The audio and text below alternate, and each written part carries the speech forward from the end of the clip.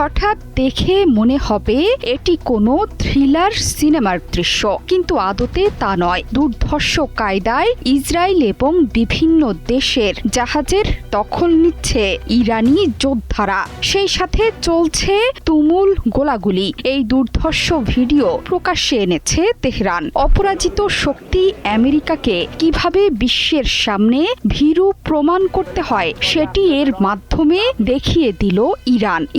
যুদ্ধে লড়াইয়ের মতো শক্তি অবশিষ্ট নেই মার্কিন প্রেসিডেন্ট ডোনাল্ড ট্রাম্পের। ফুরিয়েছে অস্ত্রের মজুদ। আমেরিকা আর চাইছে না ইরানের সাথে লড়াই করতে। তাতে করে ইরানের নয়, উল্টো ক্ষতি হচ্ছে পশ্চিমা থেকে পুরো মধ্যপ্রাচ্যে। রীতিমতো আগুন জ্বলছে তেলের বাজারে। আমেরিকা হরমুজ অবরোধ করেছে ঠিকই, কিন্তু পুরো এলাকার নিয়ন্ত্রণ ইরানের ইসলামিক রেভলিউশনারি গার্ড কোর আইআরজিসির গানবোট বহরের। সাগরের ওপরে যুদ্ধের উত্তাপ নিয়ে বিদেশি জাহাজকে ধরছে এই বহর। ট্রাম্পের যুদ্ধবিরতি ঘোষণার ঠিক একদিন পরেই হরমুজে যুদ্ধংদেহী ইসলামিক রেভলিউশনারি গার্ড কোর আইআরজিসির গানবোট। হরমুজ প্রণালীতে 3টি জাহাজে হামলা এবং 2টো জাহাজ জব্দ করেছে তেহরান।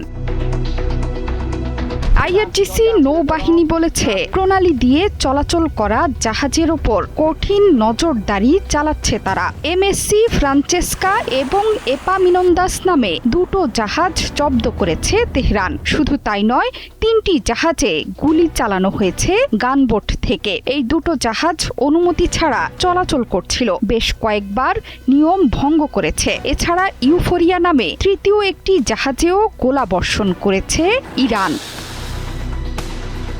জব্দ করা 2টো জাহাজের মধ্যে একটির নাম এমএসসি ফ্রান্সেসকো। এই জাহাজটিকেই ইসরায়েল সম্পৃক্ত হিসেবে চিহ্নিত করেছে আইআরজিসি। ইরানের অভিযোগ, অনুমতি ছাড়া প্রবেশ, নেভিগেশন সিস্টেমে হস্তক্ষেপ এবং গোপনে প্রণালী ছাড়ার চেষ্টা করেছে জাহাজটি। এসব কার্যক্রমকে সামুদ্রিক নিরাপত্তার জন্য হুমকি হিসেবে দেখছে তেহরান। ফলে কোনো সতর্কতা ছাড়াই জাহাজটিকে থামিয়ে নিয়ে যাওয়া হয় ইরানের জলসীমায়।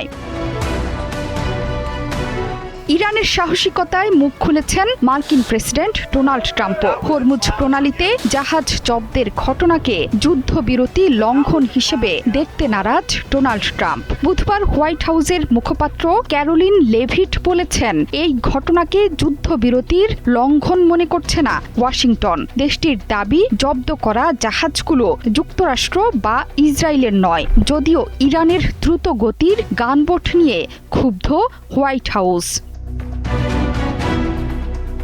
জোহরা চৌধুরী, সেতু ৭১।